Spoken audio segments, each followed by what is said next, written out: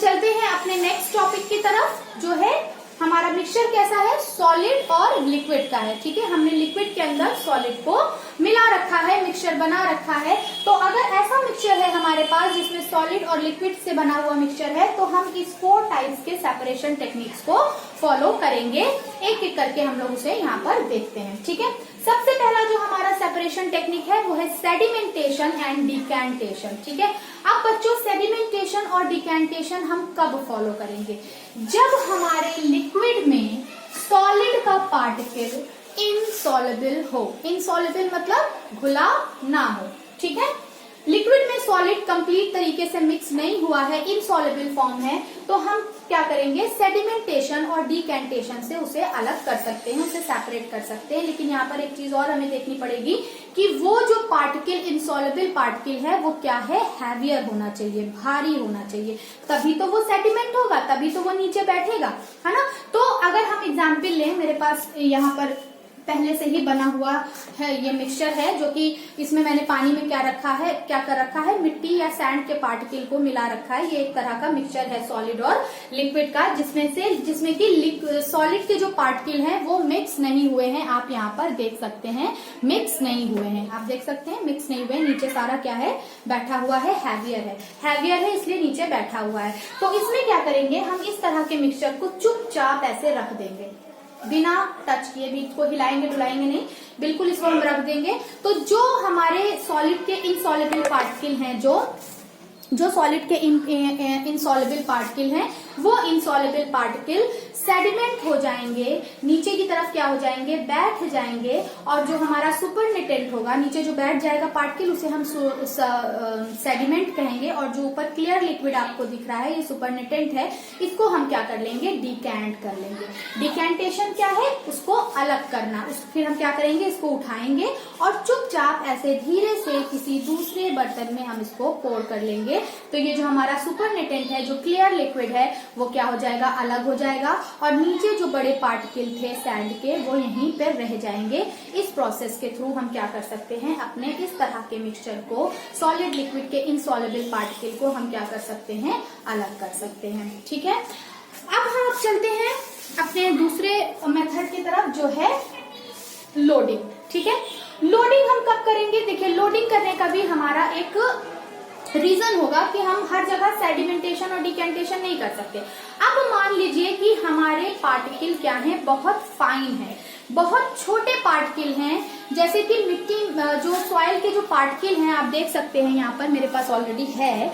इसमें आपको ये जो पानी है, ये जो सुपरनेटेंट है, ये आपको क्लियर तो नहीं दिख रहा होगा ना, यानी कुछ पार्टिकल ऐसे हैं जो इसमें अभी भी घूम रहे हैं, जो कि सेडिमेंट नहीं हुए हैं। कुछ पार्टिकल ऐसे होंगे जो सेडिमेंट नहीं होंगे, बल्कि लिक्विड में क्या होंगे, हल्के होने की वजह से। अभी मैंने बताया ये वाला प्रोसेस हम तब फॉलो करेंगे जब हमारे पार्टिकल हैवियर होंगे, भारी होंगे, तब हम इसको सेडिमेंट करके अलग कर सकते हैं, डिकैंट करके। बट अगर पार्टिकल बहुत हल्के हैं, मान लीजिए आपने क्या कर रखा है, वाटर में क्ले पार्टिकल है, क्या है, वाटर में ऐड है क्ले पार्टिकल, क्ले बहुत फाइन पार्टिकल होता है ना क्ले का, जो कि लिक्विड में मिक्स तो हो गया, बट अब वो क्योंकि बहुत हल्का है, इसलिए इसमें क्या हो रहा है, बैठ नहीं पा रहा है, नीचे सेडिमेंट नहीं हो पा रहा है, बल्कि घूम रहा है। उस कंडीशन में हम क्या करेंगे, लोडिंग प्रोसेस को फॉलो करेंगे। लेकिन लोडिंग प्रोसेस फॉलो करने के लिए हमें एक और चीज चाहिए होगी, जो कि क्या होगी, इस लिक्विड में हम मिला देंगे, इस मिक्सचर में हम मिला देंगे, ऐड कर देंगे, ऐड सम एलम। एलम जानते हैं आप बच्चों, एलम एक तरह का केमिकल होता है जिसको हम नॉर्मल लैंग्वेज में फिटकरी भी कहते हैं। ठीक है, हम इसमें क्या करेंगे, पाउडर्ड एलम डाल देंगे। तो जो एलम होगा वो ये क्ले पार्टिकल के साथ, एलम क्या करेगा, इस क्ले पार्टिकल के साथ मिलकर उसे क्या कर देगा, बाइंड कर देगा, क्लस्टर बना देगा, क्या कर देगा, उसको क्लस्टर बनाकर उसे हैवी कर देगा, उसे क्या कर देगा, हैवी कर देगा, जिसकी वजह से ये क्ले पार्टिकल क्या हो जाएंगे, एलम के साथ मिलकर भारी हो जाएंगे, लोडेड हो जाएंगे और वो नीचे बैठ जाएंगे। और हम क्या कर लेंगे, इसको फिर से डिकैंट करके अलग कर लेंगे। तो ये लोडिंग करने के लिए हमें एलम की जरूरत पड़ेगी। ठीक है, फिर हम बढ़ते हैं अपने नेक्स्ट सेपरेशन टेक्निक्स के तरफ, जो कि है हमारा फिल्टरेशन। ठीक है, फिल्टरेशन के लिए भी बच्चों हमें क्या जरूरत पड़ेगी, एक तरह के कुछ ना कुछ किसी तरह के डिवाइस की जरूरत पड़ेगी जिसमें से हम क्या करेंगे, फिल्ट्रेशन हम तब करेंगे जब हमारा ये जो लिक्विड है इसमें ये सॉलिड पार्टिकल क्या हो, इनसॉल्युबल हो। अभी तक हमने जितने भी प्रोसेस फॉलो किए सब में सॉलिड पार्टिकल क्या है, इनसॉल्युबल है, यानी पूरी तरह से घुला नहीं है, क्या है, हेटेरोजीनस मिक्सचर है। ठीक है, तो तीनों ही कंडीशन हम तब फॉलो करेंगे जब हमारा मिक्सचर क्या होगा, हेटेरोजीनस मिक्सचर होगा, यानी जो सॉलिड पार्टिकल होंगे वो कंप्लीट तरीके से मिक्स नहीं होंगे। तो फिल्ट्रेशन हम तब करेंगे जब हमारा पार्टिकल जो है, जो भी अनडिजायरेबल पार्टिकल है वो मिक्स नहीं हुआ है। तो हम इसके लिए क्या करेंगे, डिवाइस की जरूरत पड़ेगी। लेकिन किस डिवाइस की जरूरत पड़ेगी, इसके लिए हमको जरूरत पड़ती है फिल्टर पेपर की। किसकी जरूरत पड़ती है, फिल्टर पेपर की। ठीक है, इस तरह से फिल्टर पेपर आता है, मैं आपको दिखाने की कोशिश करती हूँ। फिलहाल तो ये फिल्टर पेपर नहीं है, ये एक नॉर्मल पेपर है, लेकिन फिल्टर पेपर भी इसी तरह से पेपर की तरह ही होता है, जिसको हम इस तरह से फोल्ड कर लेते हैं और फोल्ड करने के बाद इसके एक पोर्शन को इस तरह खोल कर इसको कोन लाइक स्ट्रक्चर बना लेते हैं। आप देख सकते हैं मैंने कोन लाइक स्ट्रक्चर बना लिया है। इस कोन लाइक स्ट्रक्चर को हम किसी भी बीकर में रख के इसमें से अपने लिक्विड को क्या करते हैं, पास कराते हैं, और जो बहुत फाइन इंसॉल्युबल पार्टिकल होगा वो क्या होगा, इसमें रह जाएगा, और हमारा जो क्लियर लिक्विड है वो क्या होगा, इसमें से पास हो जाएगा। अब आपके दिमाग में आ रहा होगा कि ये वाला प्रोसेस तो हम लोग घर में रोज करते हैं, है ना, जब हम लोग चाय बनाते हैं इसकी मदद से, है ना। तो हाँ ठीक है, इससे भी हम लोग फिल्ट्रेशन करते हैं, बट बच्चों इससे हम फिल्ट्रेशन जब करते हैं तो बहुत सारे फाइन पार्टिकल जो होते हैं वो इनमें से भी पास हो जाते हैं। इसका पोर्शन, इसका जो पोर है वो है तो बहुत छोटा, लेकिन अगर हमारे अनडिजायरेबल पार्टिकल इन पोर से भी छोटे हुए तो वो इसमें से क्या हो जाएंगे, पास हो जाएंगे। इसलिए हमको इसकी तो जरूरत पड़ेगी ही फिल्ट्रेशन में, लेकिन अगर पार्टिकल बहुत ही ज्यादा फाइन होंगे तब हमें किसकी जरूरत पड़ेगी, इस तरह के फिल्टर पेपर की जरूरत पड़ेगी। और इस तरह के फिल्टर पेपर से हम अपने बहुत ही ज्यादा फाइन अनडिजायरेबल पार्टिकल को इसमें से पास करा के अलग कर सकते हैं। ठीक है, आई होप कि आप लोगों को समझ में आया होगा। तो यहाँ पर हमने देखा कि ये तीन, सेडिमेंटेशन एंड डिकेंटेशन, लोडिंग और फिल्ट्रेशन, हम तब कर रहे हैं जब हमारा पार्टिकल क्या है, इनसॉल्युबल है, हेटेरोजीनस मिक्सचर है। अगर हमारा सॉलिड लिक्विड में कंप्लीटली मिक्स हो चुका है, होमोजीनियस मिक्सचर बना लिया है, तब हम फॉलो करेंगे इवेपोरेशन टेक्निक को। ठीक है, समझिएगा थोड़ा। जब हमारा सॉलिड पार्टिकल इस लिक्विड में कंप्लीट तरीके से मिक्स हो जाए, होमोजीनियस मिक्सचर बना दे, हमें नजर ही ना आए, तो हम क्या करेंगे, जब हमें नजर ही नहीं आ रहा है तो हम क्या करेंगे, तब हम इसको अलग करने के लिए इवेपोरेशन टेक्निक्स का यूज करेंगे। ठीक है, तो यहाँ पर हम लोग देखेंगे कि इवेपोरेशन टेक्निक हम तब फॉलो करेंगे जब हमारा सॉलिड है वो लिक्विड में क्या हो चुका है, कंप्लीट तरीके से मिक्स हो चुका है। फॉर एग्जाम्पल, वाटर में मैंने मिला दिया सॉल्ट। ठीक है, वाटर में मैंने सॉल्ट को क्या कर दिया, मिक्स कर दिया। मेरे पास ऑलरेडी है, मैं आपको दिखाती हूँ। मैंने क्या कर रखा है, इस लिक्विड में, इस पानी में मैंने ढेर सारा नमक घोल रखा है। क्या आप नमक को यहाँ पर देख पा रहे हैं? नहीं, मैं भी नहीं देख पा रही।